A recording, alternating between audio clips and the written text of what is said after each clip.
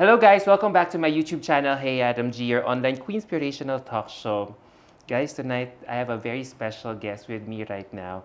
You know, I'm so happy that I was able to get her for this interview, as malalaman nyo mamaya kung bakit. You know, Miss World 2025 is currently in full swing in India at the moment, and several of the most memorable moments that we've had of this pageant in India were the lovely representatives, Filipino representatives that we have sent there. And would you believe, guys, one of them is with me right now. Yes, I'm so blessed to be able to be given a chance to interview her as she finally looks back on her Binibining Pilipinas and Miss World journeys. Would you believe? 29 years ago. Ganun nakatagal. So, here she is. Naaalala niyo po siya? Naaalala niyo pa po ba siya? She's an actress, model, former politician, and now a very successful entrepreneur who is also a very active evangelist.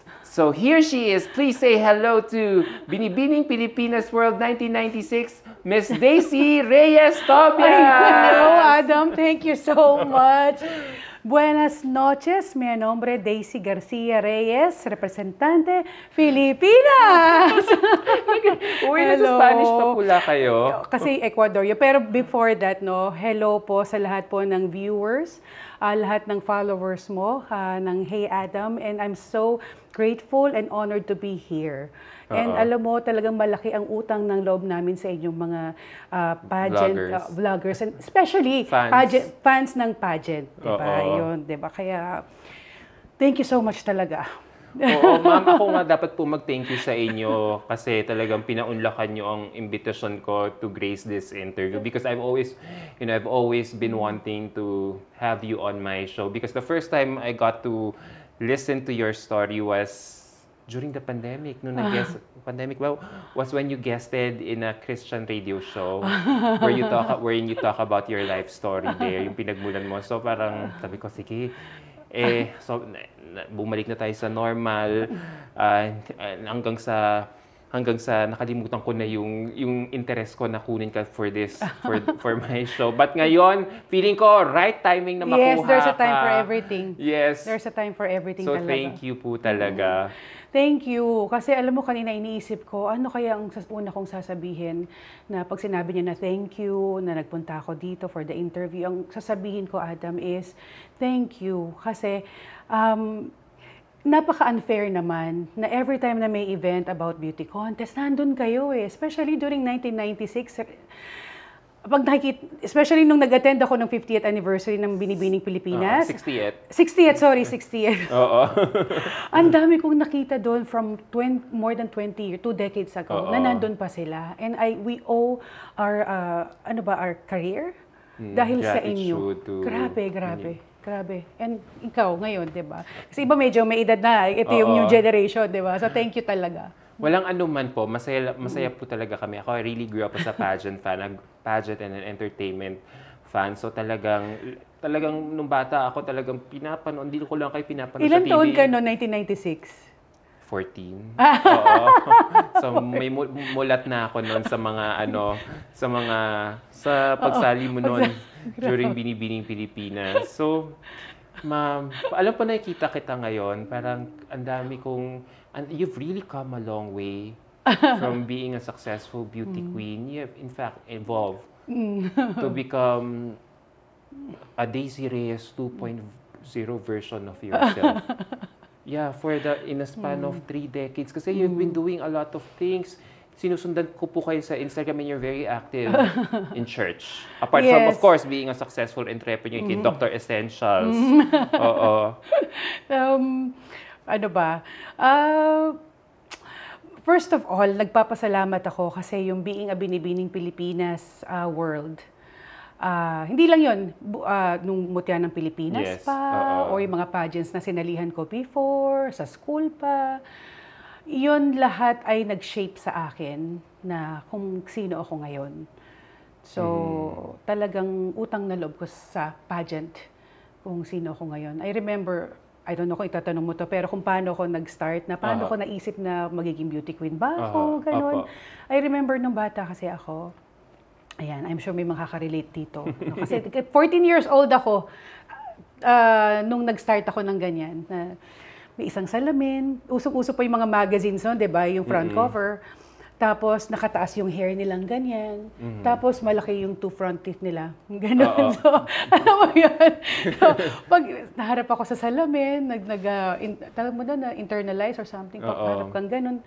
Tapos gaganyan ka. Tapos kasi maganda yung, I don't know, maganda yung ano kapag nakataas yung hair. I don't know, maybe yung shape ng mukha. So parang tapos ito importante to, Adam, sa mga people around, na importante yung sasabihin sasabihin mo. Kasi yung mga kapitbahay namin noon, lagi nilang sinasabi na, si Daisy, yan, nung bata pa ako, 12 years old ako siguro noon, sabihin na si Daisy, malaking bolas yan. Paglaki niyan, magiging beauty queen yan. So doon nag-start yung utak ko na, oo nga, no? So yun yung direction na pinuntahan ko. Oo. Okay naman sa parents niyo po na inang landas na gusto niyong tahakin din?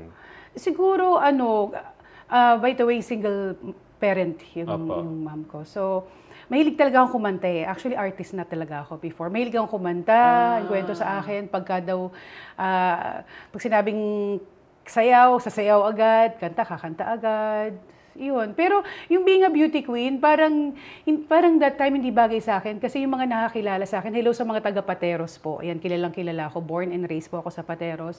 Talagang medyo parang pagka-tomboy ako noon eh. So, tomboyish ako noon. So, parang ang layo sa being pagiging beauty queen. Ayun. Nag-start talaga siya. Okay. Ganito yun. Yung una sinasalihan ko is yung mga beautiful girl sa Itbulaga. Sumali ako noon. Yes, I was, alam mo, 12 to 13 years old yata ako noon. Pero hindi ako umabot sa semifinals noon. Ang nanalo noon is si Jennifer Umali. Hello, sister. What? Tapos, na-discover ako na beauty queen. Ito, totoo to ha. Sa talipapa ng Buting. Yan, sa may Makati, yan, Pembo, Comembo. Bumibili ako ng gulay. Totoo yan. Wala kang makeup noon, nakachinelas ka lang. I was only 15 years old, kaka-15 ko lang noon. Bumibili ako ng gulay sa talipapa ng Buting. Okay, tapos may nagtanong sa akin, willing ka pa sumali ng beauty contest, ganyan, na modeling, ganyan. Tapos, yung si Ate Vanji. Tapos binigay niya yung calling card sa akin. I was only 15 years old. Tapos, ayun, binigay ko sa nanay ko yung calling card. Tapos yung sumali na ako, may training nung time na yon. And then, ayun, nanalo ako ng townhouse, RSG townhouse. I was only 15 years old. So, yun yung unang-unang bahay namin kasi nangungupahan kami ng bahay. So, galing, diba? Townhouse. Kung papanoorin mo yun, nasa YouTube po yun, Mod Serinas de Manila. And then after that, naging model ako ng Panasonic. And then, yun, sumali na ako ng, nag-DAR na pa kami noon, mga commercial noon eh, TVC. Tapos, sumali ako ng Mutya ng Pilipinas, 1995.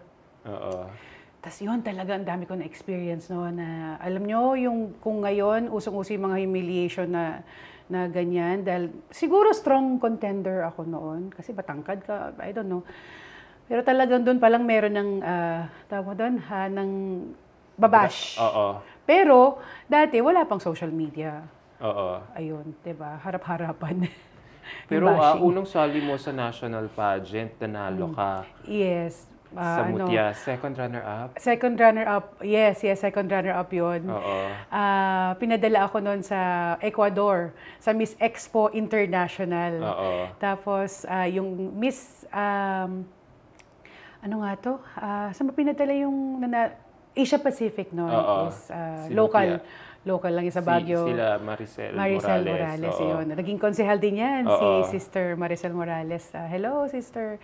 So yun, grabe talaga si Lord, no? Alam mo, first time ko noon na nakapunta sa Amerika. At saka, di ba, napakahirap apply ng visa sa US. So, ayun, nakapag-apply ako ng visa ng mabilis dahil doon. So, 18 maganda years yung... Oo. Tapos, may kwento pa ako niya na. Grabe. Okay lang ba yung time natin? Sige, opo. Alam mo, ito. Dito na mag-i-start yung mga charity na yan eh. Oo. I remember, sa 1995 yon. So, from Manila to San Francisco to Miami. So, from San Francisco to Miami, meron akong nakasabay na elder na Filipina. Tapos, tinulungan ko lang siya. Alam mo, gusto ko kasi noon maging flight attendant eh. And I was only 18 years old, no? Alam mo, tinulungan ko lang siyang maglagay ng bagahe doon sa cabin. Tapos, may stopover nga kami sa Miami. Tapos, in-invite ako nung elder na yon na, halika sa bahay ka muna. Doon ka muna magstay. Ganon. So, lumabas ako nung airport. Oo. I was only 18 years old. Napaka-naive ko noon. Thank you, Lord, talaga. So, nung time na yon, alam mo, nagpatawag na siya ng mga kamag-anak niya, barbecue kami. Ang nangyari, pagdating ko, naiwan ako ng eroplano. Bagahe ko nauna na. Dati pwede yun eh, kahit mauna yung bagahe mo. Pero ngayon, di ba, i-unload yung bagahe mo kung naiwan ka yung passenger. So yun, doon na nag-start yung pagiging matulungin ko at being Miss Personality. So yun, nag-compete ako sa Ecuador, naging second runner-up ako. And then, ayun. Masaya, feeling ko maganda yung experience mo Yes. sa pageant na yon. Yes. Kasi sumali ka na ng Binibini Pilipinas the year after. Parang hindi mo sinayang yung pagkakataon, yung opportunity or yung momentum. Talagang sumali ka kaagad. Go talaga. Oo. Alam mo, Adam, ang gusto ko lang naman talaga noon, hindi ako, sabi ko nga siya, tomboyish ako eh. Hindi ko nga iniisip na yung glitz and glamour, yung mga ganyan. Kasi bata ka, nangunguha ka lang ng kaning baboy eh. Diba, ganun, tomboyish ka pa. So, diba, asan yung glamour doon? Opo. Pero ang gusto ko lang talaga is kumita ng pera. Gusto ko lang magtrabaho. Gusto ko makaahon sa hirap. Yun lang ang nasa mind ko. Na pagka nanalo ko dito, magiging artista ka o magiging singer ka, basta may prize. Mm-hmm. May prize. Hindi ko pa naisip yung after nung maging You're more about the cash The prize, cash yung money, prize. yung prize package, Yeah. more than yung chance mo mag-compete abroad. Oo, sorry Oo, pero syempre Nagigets ko goal mo naman. yun. Oo. Goal mo Are talaga. you the breadwinner of your family? Nag-iisang ba? anak ako. Okay, Only okay. child. Oo. Oo. So yung lolo ko yung nagpalaki sa akin. Ganun. So hindi ko masyado naiisip yung syempre ginagawa mo yung best mo, 'di ba? Sumusunod kasi pag mga teenager ka, talagang sumusunod ka pag iutos sa'yo. Mabait akong bata, hindi ako pasaway, hindi ako nagko-complain. Pag sinabi ng binibining BPCI charity, susundin namin. Yan kami ni Leng Damiles, ni Congresswoman Yeda Mendoza, Romualdez. Masunurin kami talaga. How do you feel, na kaming generation of pageant fans, talagang, pag nire-repost namin yung mga throwback photos yun nung 1996, talagang we only have the nicest memories of your reign. Ayaw ko, anong nararamdaman nyo? Grabe, di ba? Nostalgia. Wow! Grabe yung paghanga ko sa inyo. Oo. Kasi mas parang mas rarara pa kayo dun sa sa sumasali. Oo. Parang yung eagerness nyo, mas Grabe talaga kayo. Grabe talaga kayo mga pageant fans. Thank you so much. From the bottom of my heart, thank you talaga. Grabe kayo. Kasi up until now, di ba, pag naiisip namin ano yung mga most memorable moments mo nung Binibining Pilipinas, yun yung mga times na ako ako syempre, bata pa lang ako noon. Yung pag-iyak mo, yung pag-iyak mo nung finals, yung di mo mapigilang hagulhol talaga. Kasi you were crying. Talagang, alam mo yun. Talagang it's an ugly cry talaga. You weren't afraid to show it talaga on national TV, ABS pa nun, di ba? Diba? So, nung sumali po kayo ng Binibini, talagang in-expect mo na rin pong manalo. Alam mo, sino bang sasali sa beauty contest na hindi ka mag-expect na mananalo ka? Diba? Pero nasanay na ako nung Mutya ng Pilipinas na syempre you do your best, pero hindi yun yung plano ni Lord. So, alam mo nung time na yun, talagang it's a test of character for me, maybe noong 1995, na kahit na sinasabi ng mga tao na ay may chance to manalo, pero hindi ako nasaktan, hindi ako nagreklamo kay Lord, hindi ako nagalit sa Kanya, dahil alam ko na may mas better na darating para sa akin. So, can you imagine, nung sumali ako ng Binibining Pilipinas, nung tinawag na yung, di ba 5 kami nun, nung tinawag yung yung second runner-up, sabi ko, Lord, pwede na to. Basta sa akin, top 5, pwede ka na. May cash prize ba ang runner-up? Nakalimutan ko na yun. Nakalimutan ko Kasi na. di ba importante sa'yo yung prize package do? Basta, iba na to, iba pa to. Pero ito yung vindication na vindicated. Tawag mo nun?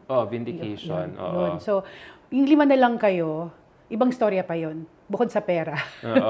Ito yung talagang emosyon na to. So, nung tinawag yung, sabi ko, Lord, okay na to. Talagang 5 candidates na lang kayo natira doon. Second runner-up, okay na sa akin to, Lord. Nung tinawag yung first runner-up, hindi pa rin ako. Kaya kung papanoorin mo yung video, Lord, okay na sa akin to. Nung tinawag yung 3 na lang kami, World, International, and Universe, iyak na ako ng iyak. Sabi ko, Lord, kahit ano, pwede na. Iyak ako ng iyak. So, yun. Yung character na kahit na ine-expect mo na ito yung mangyayari sa'yo, pero hindi nangyari, pero hindi ako nalungkot, tinanggap ko. At talagang inisip ko na may mas better para sa akin, nakaredy si Lord. Ang ganda naman po ng perspective niyo yun. It's really about kung ano ibibigay na destiny sa inyo ni Lord. Kasi di ba dati, ewan ko, nung time niyo po ba, big deal ba sa inyo na parang, ay, kailangan ko na makuha yung universe. Ay, kailangan world. Yung mga ganon. Kasi di ba 3 top titles? Dati 3 top titles nun, di ba? Nung sumali po ba, nag-submit kayo ng application form, talagang may goal na din kayo na, ay, kailangan manalo ako sa universe. Kasi yung Wala. Wala talaga. Wala talaga. Basta may title. Title para para may raming kumuha sa iyo sa mga racket para yes, yun lang. Magkatrabaho, ganun. Tsaka hindi masyado yung dati sila Mama Rene pa noon diba? Pero iba kasi yung ngayon, parang mape-pressure yung candidate dahil sa social media nga, ganun. Tsaka I don't know, masyadong grabe competitive ngayon ang beauty contest talaga. Yeah. Daig pa nila yung mga politicians. Competitive ba yung batch mo noong 1996? Sabi nila, alam mo, ang dami nagsasabi na ang hirap mamili ng winner nung time na yun kasi ang daming models. Nasanay na sa pageant, sa mga sumali ng elite model look. May mga ganon, Hawaiian Tropic, I don't know kung naalala nyo pa yon. So maraming sanay. At nung time na yon, ay grabe. Ang ganda yung lakad ko nung kung mapapansin nyo, parang very regal. Diba? Kasi yung time na yun, mayroon mga naglalakad na parang modelo, ganun, hindi. Nung time, wala ka pang training yata, nabasa ko? Wala. Ikaw lang ba yun? Ako lang. Self-taught? Yes. Pero nung syempre, yun na nga, diba? Yung unang practice ko, yung face ko. Yan, nakikita mo lang kasi siya, di ba? Tapos sa paglalakad, hindi kasi nga may training na pala, sorry. Nung sumali kasi ako hindi pa yon. Yung unang nga sinalihan ko nung 15 years old ako. Okay. May mga training na nun. Oo.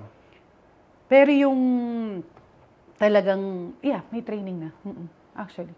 Pero sa lagay na yun ang ayos pa ng lakad mo, considering na hindi yun yung original shoes mo na dapat susuotin. Yes. Diba? Napansin mo yung mga lakad noon, no? Talagang iba. Hindi katulad nung ngayon, talagang may palaba-laba, walk pa. Ayan.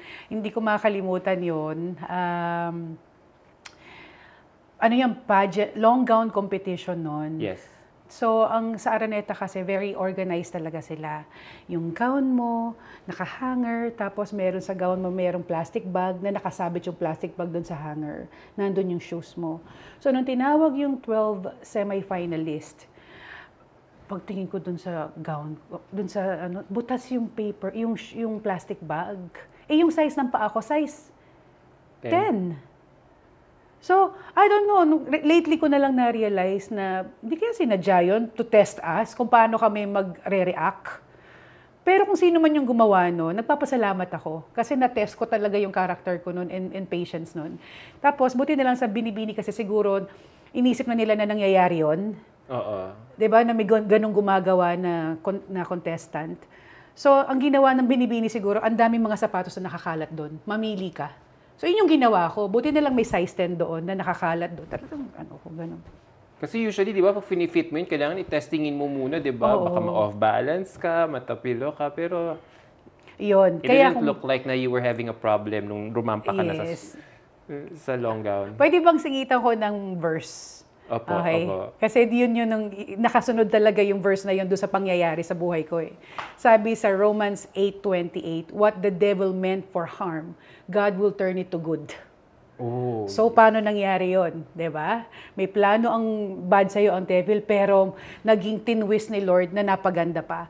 So, nangyari is, naglalakad ako, kung mapapansin niyo yung video na yon, 'di ba may timing kayo na kailangan nandito ka sa point na to, kasi para sa camera. Oo, blocking. Dapat blocking, 'di ba? Oo. Nandun ka na. Ang bagal ng lakad ko. Hindi nila alam. Kaya pala mabagal yung lakad ko kasi pag, 'di ba may stairs yun eh. Oo. Panoorin niyo yun sa YouTube, yung Binibining Pilipinas 1996. Pag inangat ko yung paa ko doon sa stairs, Oo. hahagis yung shoes. So kailangan super slide yung paglalakad ko.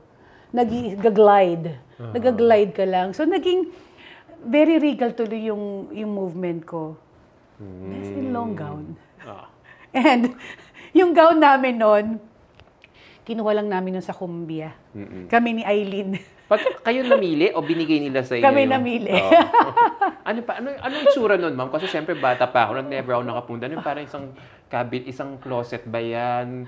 Isang kwarto ng punong-puno ng mga kumbia gowns? Cumbia, kasi meron silang shop nun sa Vera Mall yata yun. Ah. Meron shop talaga yung Cumbia nung time Lahat yata kayong na contestants yun. pumunta doon. Hindi ko na matandaan kung lahat kami. Pero parang nagtanong yata sila kung sino yung mga walang designer. Na ayun, so si Leng Damiles, tsaka ako, wala kaming designer noon. Ang laking tipid nun wala kayong designers, tapos kayo Well, pa talaga yung nanalo. Best in long gown. Oo. Tapos yung prize money namin noon, ayun, hulugan. Binayaran namin yung gown. Binayaran namin yung gown, syempre, diba? Pero binili kung prize from yun. Binibini. Oo, pero bibilin mo yun. Yes. Kaya naiiwi ko yun eh. Talaga? Hindi pa nila pinatiway Hindi, sa'yo? hindi. Ano yun? Title holder ka naman. Hindi. Oh. Business So yun is pala business. yung, buti ma'am yung floor director nun, hindi ka sinisita. Bakit ang bagal-bagal mo maglakad? Ewan ko ba? Ano, Hindi na, ano? kasi live yun eh, di ba? Oo. So basta... di nila alam na you were kinda in pain while you were walking Hindi, na. hindi naman in pain kasi maluwag nga yung shoes eh, di ba? Hindi, pero at least parang may tinatago ka na Oo. parang kasi nga hindi ka sanay sa sapatos mo. Hindi Di ka ba? uncomfortable. Oo. Yun. So, nung Grabe, tinawag no? ka sa top 5 para sumagot na kay Martin Rivera, kinakabahan ka pa noon? O parang ano na, parang, yes, Lord. Anong Laban na to. Oo. Actually, hindi pa ako masyadong nun eh. Spiritual lang ako, pero hindi pa ako... kasi bata pa ako nun eh, di ba? Pero talagang... Feeling ko ang ganda-ganda ng experience mo sa Ecuador. Kasi kung yun ang kunento mo sa kanya eh. Sa Ay, top talaga? 5 answer mo, di ba? Parang, I want to represent the Asian country yun tayo. Parang, feeling ko nag-enjoy ka talaga doon. Tsaka Adam, hindi ako pinanganak sa family na Inglesera. Diba? Oo. Hindi ako sanay mag-Ingles. Pero siguro yung mga nakakasama ko lang, alam mo yun, sa trabaho, ganun, being a model, puro English na ganyan. Tapos alam mo, nung time na super English ako, diba? Oo. Iba pa yung ano Ikaw ko pa yun nun. self-taught ka nun Oo. Ikaw lang yun. Wala nagtitrain sa'yo ng Q&A nun. Walang ganon. Kasi ngayon, ang dami Pang Miss na World to. lang yun. Nung Miss World talaga kinukulong kami sa nun, ni Mrs. Araneta, o manood ka ng video. Video pa nun. So, ano nga yung question mo? Nakalimutan. Hindi, yun Yung nga. You had a very good experience in Ecuador. Kasi yun yung kunento mo sa answer mo kay Martin Rivera. Yun, eto. Alam mo ba, yung Binibining Pilipinas na yan, hindi ko pinanood dyan. Napanood ko na lang siya 10 years after. I don't know kung ako lang to, pero siguro yung iba din na nahihiya sila, na they think na hindi sila nag-perform ng maganda, o tama ba yung English nila, o ano. Hindi ko pinanood yung pageant for 10 years. Tapos nung pinanood ko siya, Bakit binabash ka na ba noon? hindi, nahihiya nga kasi ako dun sa baka mali yung sagot ko noon. Oo. Pero okay pala, I did well. Oo, hindi. As long as Diba? gets naman namin yung point mo nun eh. Diba? Oo. Tsaka yung Diba? charm mo kasi kakaiba din. Pero serious nung question and answer Ang Oo. serious ko nun. Oo. Pero kinabahan ka yata eh. Yung last question na yun. Diba? Parang you were talking about progress. Poverty. Oo. Hindi, poverty. Poverty na lang. Oo. What do you think is the problem of we're facing today? Tapos parang sinabi ko lang na poverty. thank you. Ganun na lang. Tinapos na. Pero so nung sinasagot mo yun, bumalik ka dun sa pwesto mo, ano sabi mo sa sarili mo? Parang, Bahala na. Bahala na si Lord. Bahala na. Oo. Pero nung nung nanalo ka na, bali wala na sa'yo yung nawala na yung sapatos mo, hindi mo na inimbestiga kung sino yung Yung kumuha noon. Oo. Late ko na nga lang nalaman na na inisip na siguro test ba sa amin to, talagang may kumuha. Hindi kasi ako complainer. Oo. Imbes na mag-complain, ubusin ko na lang yung oras ko na move, okay, next, ganun. Ganun ako. So, nung naging title holder ka na ng Binibining Pilipinas, anong klaseng pagbabago yung nakita mo? What were your most memorable times as a Binibining Pilipinas world title holder? Wow, 'di ba? Parang yung feeling nun parang nanalo ka ng election na first time. Binibining Pilipinas ka na. But pag teenager ka kasi, like I said, hindi naman masyadong mo kasi hindi naman masyadong pressure nung time na yon. Iba kasi pag yung nakuha mo yung isang bagay na sobrang pressured ka, na parang nag-bar exam ka tapos sobrang nagsunog ka ng kilay, nagpuyat ka at nakuha mo. Ito kasi parang hindi masyadong pressured kami noon. So, nung nakuha namin, parang teenager lang, the normal teenager. So, normal lang. Pero, ang natutunan ko that time is talagang, naisip ko na maraming naitulong sa akin yung being a beauty queen.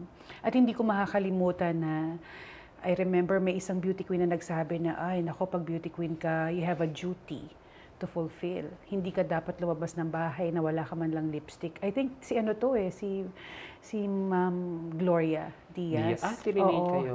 Hindi tinrain, pero sa interviews na naririnig ko lang na it's parang duty na, kasi di ba you're a beauty queen. May isa pang nagsabi sa akin na once a year lang merong Miss World, Miss Universe na pwede bang pag nakikita kayo ng tao, parang ma-inspire sila when they see you.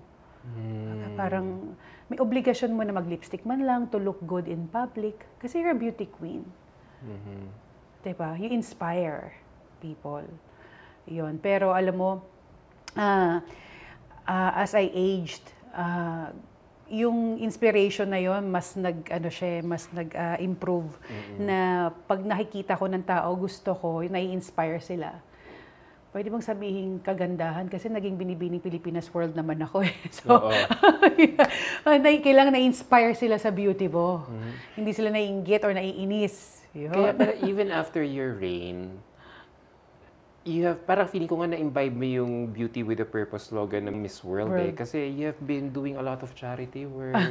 You even ran for counselor in your town. 6 years akong naging counselor ng Pateros. So talagang parang kang beauty at your service. Parang hindi mo lang tinignan yung plataforma ng Binibining Pilipinas as something as glitz and glamour, but really more so to help people within your community.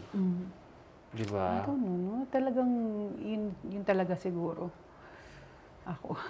So, So nung nagtitraining na kayo, for your respective international competitions, how was it like? Nanalo kasi kami May ka nanalo. May, June, November yun eh, yes. Galing, no? Talaga kayo. Grabe talaga. Ay, salute talaga ginawa mga pageant. Anong training ang ginawa niyo po nung 6 months? Nag-enroll kami sa Dale Carnegie. Uh-huh. Ayan, yun pa yung Dale Carnegie. Tama? Tapos yun pa yung book na gustong-gusto ko, How to Win Friends and Influence People. Hanggang ngayon, gustong-gusto ko yun. Nadala mo talaga siya sa India. Yes. How to Win Friends. Yes! Oo nga, no? How to Win Friends and Influence People. So, ayun, nag-training kami ng makeup. Pero ako naman kasi, artist na talaga siguro ako. Magaling akong mag-ayos. Mag-makeup na po. Magkilay. Sa lakad, sa Q&A, sa personality development. Personality, yun nga, may personality na talaga siguro ako.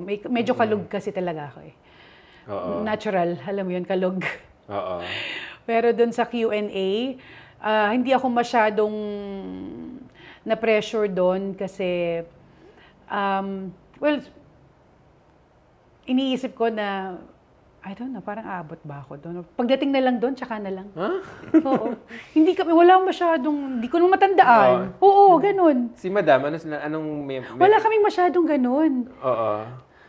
Si Madam, anong ina-advise sa'yo ni Madam in between trainings na nakikita ka na niya na nagtitrain for Miss World? Karamihan kasi yung walk Yung walk and yung... Tinuturuan ka niya na mag-walk? Si Madam, hindi naman. Si ano nun, si Abigail? Abigail Arenas. Siya yung nagturo sa amin. Galing Si Abigail. Ka-age mo. Pero yung question and answer, hindi ko masyadong kinareer. Kasi hindi naman ganun I don't know hindi ganun kagrabing katulad ngayon. Diba? Na talagang sobrang... Sa Miss World ba, may closed door interview? Meron. Meron. I remember si Miss World Ashwaira Rai. Nag-judge, diba? Nag-judge siya. Ano mo? It's face-to-face. Siya nag-interview sa'yo? Marami sila nun. Marami sila nun. So, nasagot mo naman yung mga tanong niya. Pero siguro, alam mo nung time kasi na yun, by the way sa India gagawin ang pageant this year. Ito na. Currently ongoing happening. Na. Alam mo naman ng mga Indians, they're very, very intelligent people. At saka hindi lang intelligent. Kailangan with purpose ka. Diyan si Mother Teresa, diba? Talagang malalim sila. So, kailangan hindi puro beauty. I remember during my time, dark horse yung nanalo na, it was Miss Greece. Medyo chubby-chubby pa nga siya nun eh. Pero alam mo, nung nakita ko yung mga photos niya, the way she talked to mga tao doon, you can feel her heart. So, lahat sila maganda eh. Okay, kay Krishna, dun sa candidate natin, nanalo ka na, diba? Alam mong maganda ka, diba? You have a great chance of being Miss World, diba? 2025. You pray first. Kasi talagang totoo yan eh. Lahat sila maganda eh. Pero yung iisipin ng tao, there's something in her that even yung makakita sa kanya will never, hindi nila imagine, bakit there's something in her that's so different. Yun yung ipag-pray mo, na yung mag-shine ka talaga. Hindi yung beauty lang, shine. So for sure, ikaw, pinag-pray mo din yan sa sarili mo when you were competing back then? Lahat naman syempre nagpe-pray. Pero hindi ako masyado kasing alam mo yun, competitive talaga na Sobrang.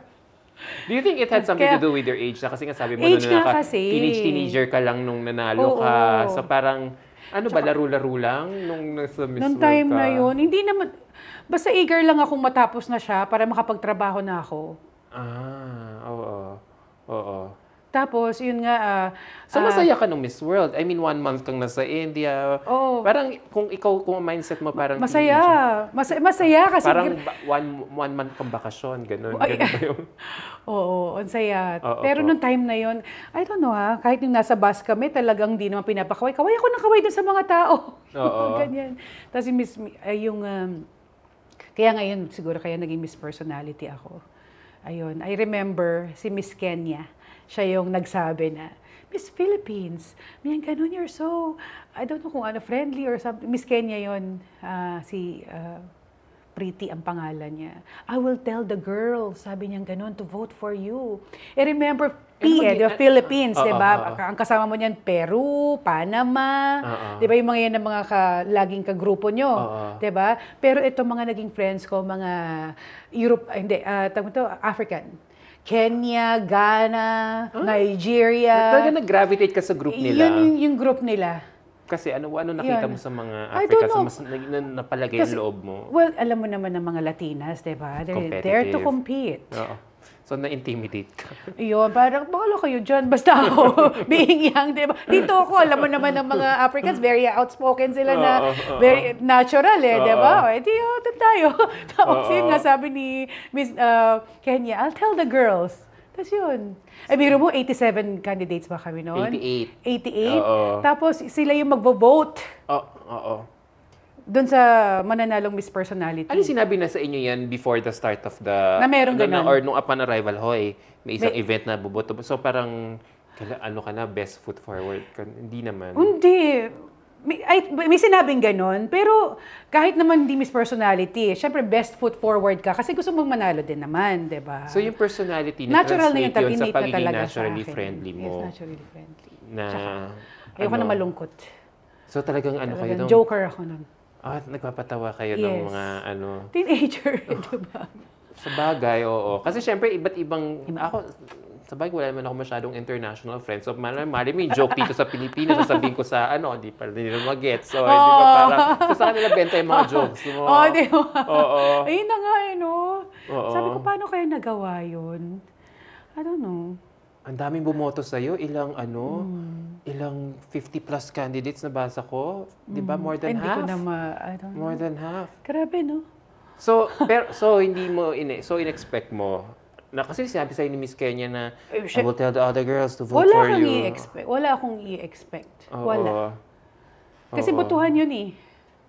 Tapos kumakanta ka rin, alam ko natandaan ko sa mga tabloids parang... Pag may talent hindi naman talent portion, kasi 1 month kayo doon, tapos may mga pupuntahan kayong mga dinner, sa mga events, di ba? So alam nilang kumakanta ako. Kaya lagi na ako nakakasama actually. Napansin na siguro nila ako nung time na yon. Sino roommate mo? Korea. Ay, oo nga. Nabasa ko na umiiyak daw siya. Si Miss Korea. Lagi daw umiiyak. Malungkot. Oo. Bakit? Kasi, ikaw happy siya malungkot. Kasi ganito yun. Paano yun ang dynamics niyo sa kwarto niyo? 1 month.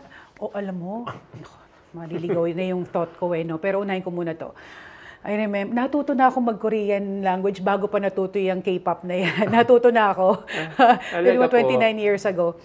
Pag gabi, ay uwi na kami sa hotel. Oo, pagod na. Ganon siya, pagod na, ganon siya. Pagtatalokbong na siya. Opa, pagod siya pa yun. Ganon. Na-memorize. Pagod siya pa yun. Ganon. Ano ba yun? Ganon. Parang, opa, I miss you. Siguro meron siyang love of her life. Opa, pagod siya pa yun. Ganon. So, chinika mo siya pag gising? Alam mo, hindi ko alam kung kanino ko tinanong yun. Nakalimutan ko na. Pero yun nga, sobrang busy kami nun. Sobrang busy kami. Nawala ka ng time na makipagtsikahan.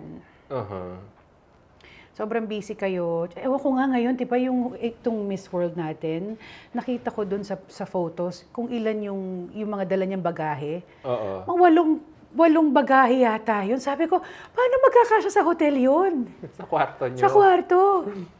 Normal na yun. Normal yun ngayon. Talagang pasiklaban ng mga outfits ngayon sa pageantry. O siguro may stockroom siguro na ito muna yung... Hindi, talagang ina-arrange nila siguro yung room in such a way. Sana may mag-vlog, no? Na gano'n yung itsura nila. Kung ano itsura nila na sobrang dami nilang Paano nila na-manage yung gano'n, ano? Kayo po ba ilang bagahe lang dala nyo? I don't know, tatlo lang yata. Tatlo, oo. 3 lang yata. Oo. Lahat nakapasok na doon. Lahat na yun. Costume mo, na pinakamalaking gown ko lang noon is yung kay Bob Mackie na si Mrs. Araneta talaga yung pumili noon. Yung sinuot mo nung opening. Yung opening. Hello. At saka ito aware na talaga ako noon na sinasabi nila during the pageant na you'll never know, baka ang time na meron kang exposure lang is yung introduction nyo. So, medyo galingan mo na doon. So, kung mapapansin mo introduction ko, talagang, Hi, I am Daisy Garcia Reyes. And, sinabi ko yata I'm age ko. 20 years old. 20 years old ba? And I come from the Pearl of the Orient, the Philippines. So, sobrang bagal ko nung kasi baka yun na lang yung exposure ko eh. Pero thank God kasi, di ba, nagkaroon ako ng exposure nung tinawag ako Miss Personality. So, When you were a judge as Miss Personality, was this did it somehow increase your hopes that you would be part of the 10 semifinalists? Siyempre naman. Oo. Nasa backstage ako noon, nag-iisip ako, ano kaya ang mga doon naisip ko na yung mga possible questions. Oo. Okay. Hindi ko muna inisip yung mga question and answer. By the way, huwag niyo muna masyadong isipin yan. Kasi sabi nga, bago ka makarating, sabaga may mga pre-judging na, di ba? Alam na nila yung mga papasok doon. Pero bago kayo makarating doon sa top na yan, kailangan maganda ka muna. Hindi ka pa nga nakakapasok doon sa pinaka-top na yon, mukha ka ng stress, kakaisip ng question and answer. Huwag muna. Diba? Mag-relax ka muna. Diba? Go with the flow. Feel beautiful. Pagdating doon sa time na yun, question mo nga na, doon ko na naisip na, nako, naging Miss Personality ako, baka may chance ako na maging top ganito. Eh, during that time, pagka 10 semi-finalists yata, meron ka ng question and answer eh. So, doon pa lang ako nag-isip. So, nung parang hindi ako natawag, yun parang, okay. Okay lang, masaya na ako kasi meron na akong meron na akong trophy. Oo. Ng Miss Personality. Uuwi kang hindi luhaan. Oo, hindi ako, di ba? Oo. Oo. Tapos yun, thank you naman kay Madam Stella Marquez de Araneta kasi di ba, she's so gracious na it's okay, parang just like a mom. Na it's okay, Daisy, you won the hearts of, ilan yung judges nyo, pero ang nag-vote sa'yo is yung mga co-candidates mo, it's okay, you won their hearts. Ganun lang siya. Oh, that's nice. That's nice. So, yun talaga pinaka-fondest memories mo of India. Yes. Oo. Tsaka, Bangalore ginawa yun eh. Tsaka ang sarap ng weather doon sa Bangalore. The Sandalwood City. Puro travel kami. Puro travel. Makikita ko nga sa mga videos yun. Pero nung binasa ko yung nag-research ako, nga pala, ang gulo rin pala, ang daming protesta. Hanggang sa nalipat na kayo sa yung swimsuit competition nyo sa Seychelles, ginawa yung swimsuit competition. Oo. Alam mo, medyo news blackout kami. Hindi sinasabi sa amin. Basta kami were so... para hindi matakot. Merong news na kung sino man yung mananalo, na meron daw hindi maganda gagawin sa kanya. So, now that our girl Krishna Gervides is competing there right now, yung advice mo sa kanya, bukod pa dun kanina dun sa sinabi mo na mag-pray, ano pa yung pwede niya sa tingin mong kailangan gawin para ma-impress pa niya yung mga locals doon, yung mga Indians, yung mga fans doon na nagmamasid sa kanila? Alam mo, especially sa India, andyan na magaganda talaga. Normal sa kanila yung maganda. Oo. Matatangos ang ilong, magaganda yung, di ba, yung jawline nila, slim sila. So, ano ba yung what will set you apart from them? Ang masasabi ko lang talaga is yung sincerity. Yung genuine talaga na tsaka they're watching you. Na how you talk to hindi lang yung, yes. Foreign dignitant, ganyan? Sa mga normal, kasi especially sa India, ang dami mga events niya nakasama mo yung mga... Sponsors? Kasama na yun. Tsaka yung mga normal, yung kahalubilo, dun sa may pupuntahan silang mga charity events, na normal mga tao yung kausap. Yun. Basta... I'm sure kayang-kaya niya ni Krishna. Kasi you judge. Ako'y nag-judge. Isa ka sa mga judges. Grabe, di ba? Biglaan yun. Oo, biglaan pala yun. Biglaan yun. Hindi ko nga alam na sa India pala gagawin yung Miss World. Nun, can you imagine yung time? Yung perfect timing talaga. Ni Lord. Yes. Nung nakita mo siya, nung gina-judge mo siya sa Miss World Philippines noon, ano yung rehistro niya sa'yo? Nung vivid memory mo sa kanya na rumarampa siya? Very regal siya. Very regal yung, kasi ganda na katawan ni Miss Krishna eh. Tsaka yung pangalan niya, Krishna talaga. Oo nga, Indian sound. Oo. So malakas yung laban talaga ni Krishna. So, na lang, pag-pray na lang niya talaga yung parang nangyari yung pinag-pray ni Lara Kigama na sana yung mga judges talagang ilagay sa heart nila na siya yung i-vote. Ako naman sana, kung hindi lang yung mga judges, pati si Julia mismo. Na na-meet mo din. Yes. Neto, nung Miss World Philippines, di ba? Tandaan ka pa niya. Isa pang verse. When God opens doors, nobody can shut. Yun. Yes. Totoo. No matter what. Which, yun din ang ginawa mo rin talaga after your reign. Na feeling ko lahat ng mga ginawa mo sa buhay mo, even after your reign, parang hiningi or dinasal mo talaga kay God. Na-train ako nung Mutya ng Pilipinas eh. And by the way, thank you so much talaga sa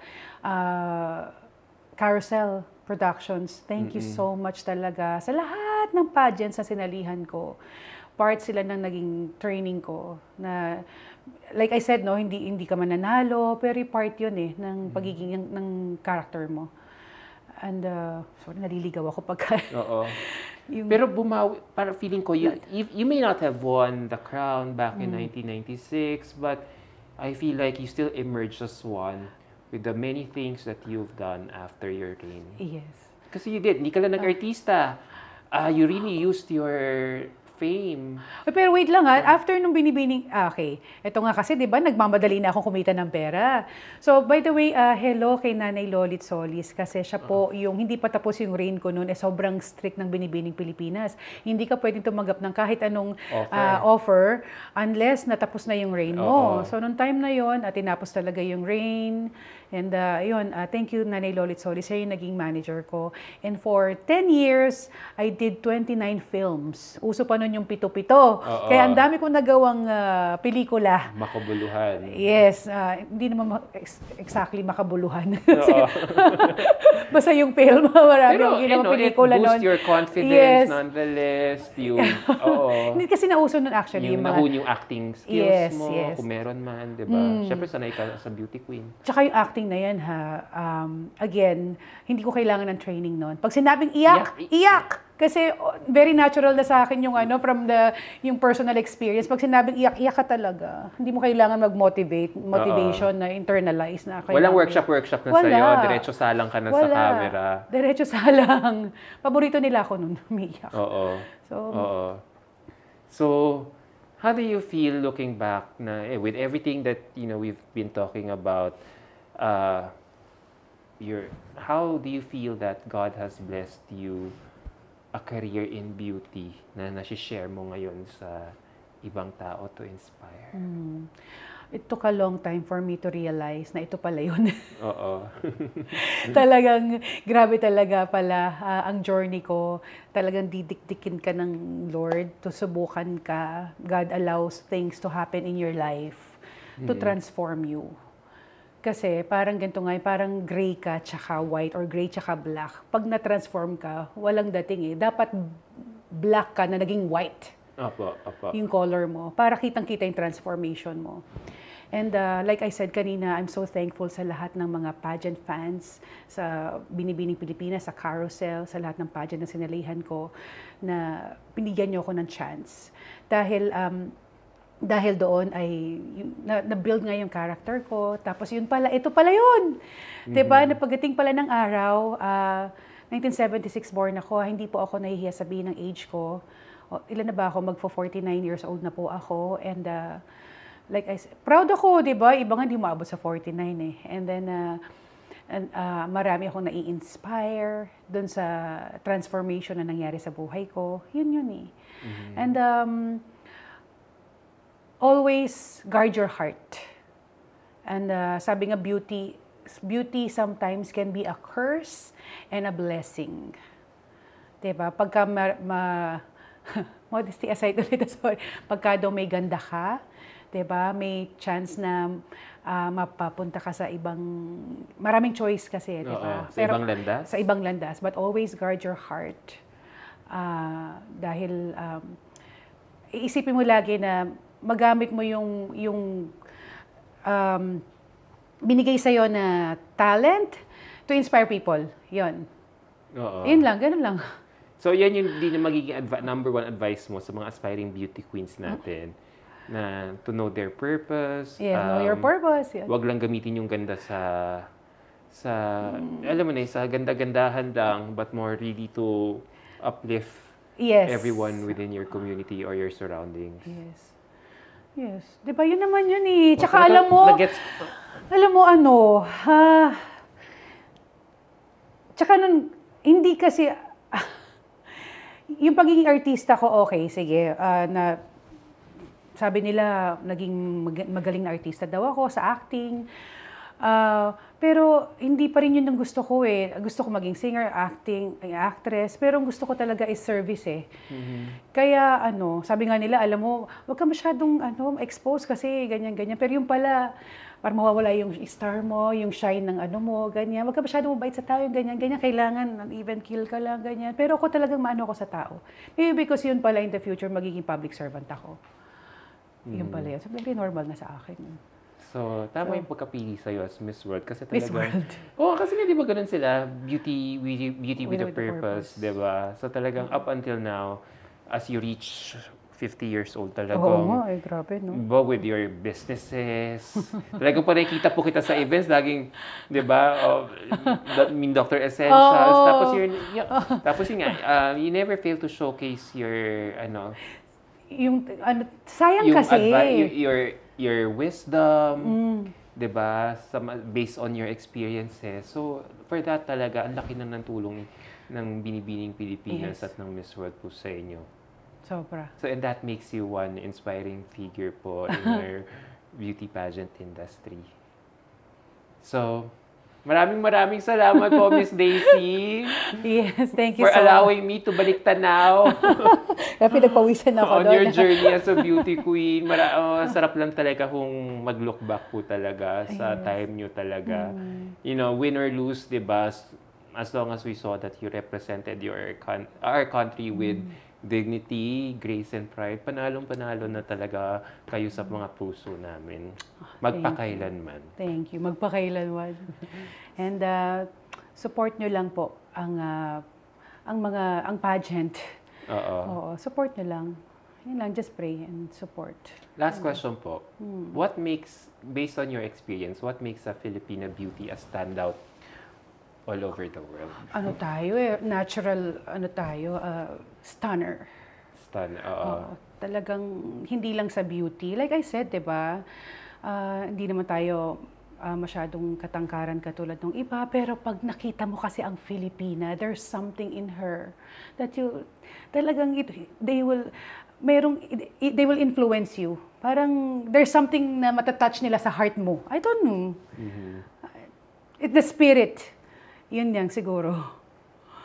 And diba? that same spirit is really ebbing on us right now. So maraming salamat uli po, Miss Daisy Reyes, for this wonderful Balik Tanaw interview about your Miss World and Binibining Pilipinas journey. God bless you po. Thank you. Thank you so much, Adam. Thank you. And good luck sa iyong vlog. Oo. At I'm sure mas marami ka pang mai-interview. Bata ka pa, mas marami ka pang mai-interview. Ayan, prophecy na to ha. And I know that someday, time will come, you will be talagang tinitingalang vlogger when it comes to beauty pageants. Yan, wag mo akong kakalimutan, wag lalaki ang ulo mo.